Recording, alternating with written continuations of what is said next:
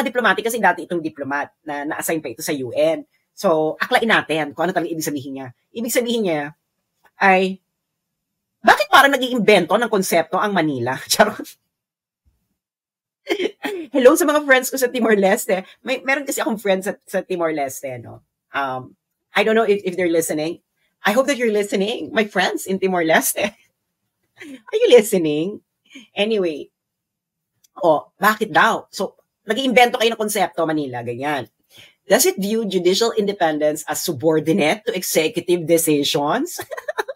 Particularly in international cooperation cases, ang tindi nung tanong ni Babo. Aklain natin. Ibig sabihin yan, oy, kayo mga taga-Manila, ano ba sa tingin ninyo? Ang judicial independence ay pwedeng ibraso-braso ng executive, lalo na kung international cooperation ang eksena. Kung ganyan ang interpretation nyo sa Manila, o di hindi kayo nagsasubscribe sa democratic principle of an impartial judiciary, hala, uy!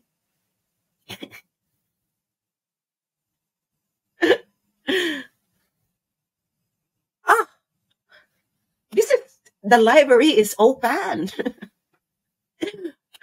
Reading is fundamental. This is what you call library. It's open.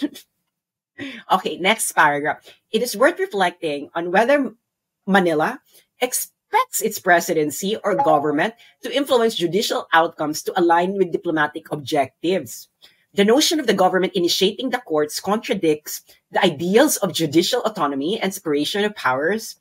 While extradition cases often involve executive cooperation, they must remain grounded in legal procedures and judicial rulings. Conditional judicial decisions on political or diplomatic interests erode trust in democratic institutions. So, aklain natin para maintindihan nyo. Ibig sabihin yan, oy Manila, ano bang feeling ninyo, yung presidente namin, dapat impluwensyahan ng ginagawa ng judiciary? Eng-eng ba kayo? Kung ginawa namin yan, hindi na kami paano pa kami naging demokrasya? Hindi na independent ang judiciary namin. Chusera kayo, ganon. Ganon na nasa isip. Pero syempre, dahil kailangan mong isulat sa isang formal newspaper, syempre kailangan may mga hilot-hilot. May mga tinatawag na cannot, ganyan. Pero kung ito ay bardagulan, ganon lang yan. Bardagulan. Diba? Okay, so eto na. Sabi ni Babo, adhering to their constitutional powers, Timorese authorities acted independently in addressing the asylum and extradition requests. Sovereignty in democracies necessitates adherence to constitutional principles, regardless of external pressures. Timor-Leste's judicial system is not obliged to act according to another nation's expectations, significantly when such actions could compromise its integrity. Bardagulan. Gusto niya bardagulan, bardagulan. Bardagulan version. Mga akla. May independent judiciary kami. Huwag kayong umarte na feeling nyo mapipressure yung judiciary namin.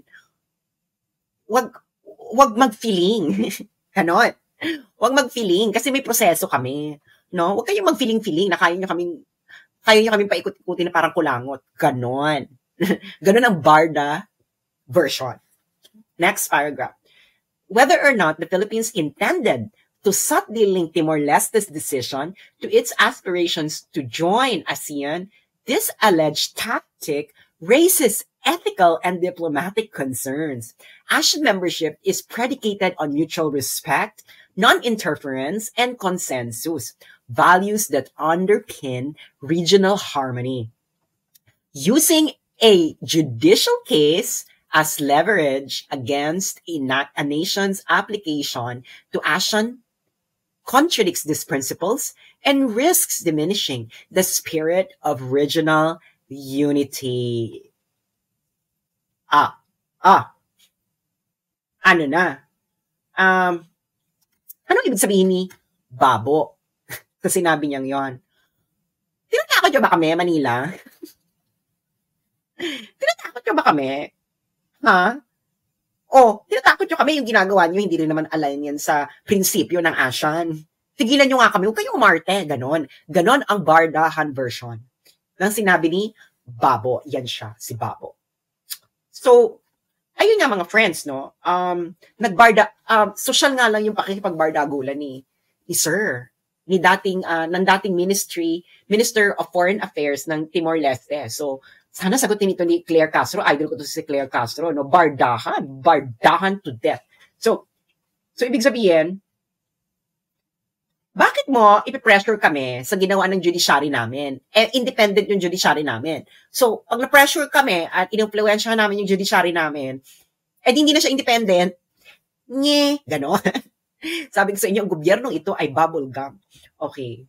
So, ayun na nga, hindi nga po pwede, sabi ng Timor-Leste.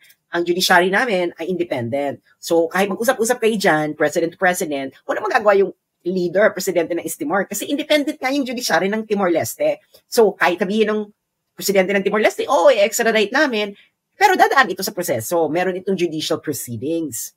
So, in short, parang gusto sabihin ng Timor-Leste na, huwag nyo kami itulad sa Maynila. Charot. Ang sakit. Yung unang eksena, huwag nyo kami itulad sa Maynila. Yan ang sabi ng Timor-Leste. Okay? So, ayun. So, parang sinabihan ng Pilipinas na, ito, final sentence. Gusto ko yung final sentence. Di ba? Yung final sentence kasi, parang pigil na mangbardagol. Pero may final sentence. Pigil na makipagbardagulan talaga to death. For the Philippines, this episode serves as an opportunity to reflect on how its actions align with democratic values and ASEAN principles. Ramdam nyo yung pagpipigil? Ulitin natin for more impact. For the Philippines, this episode serves as an opportunity to reflect on how its actions align with democratic values and ASEAN principles.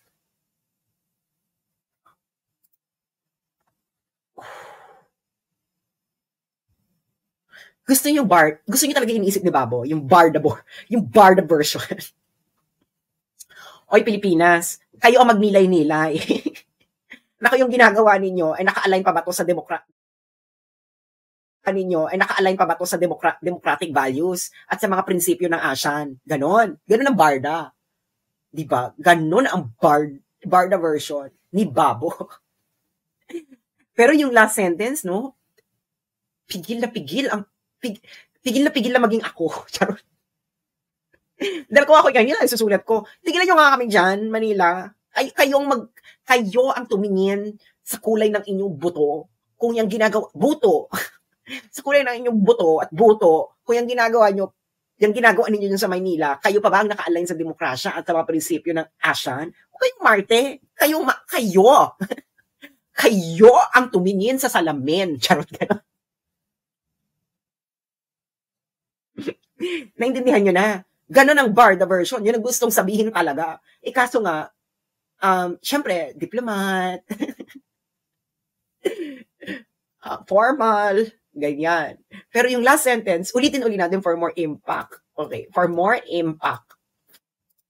Para makita nyo na talagang pigil talaga siyang maging katulad ko.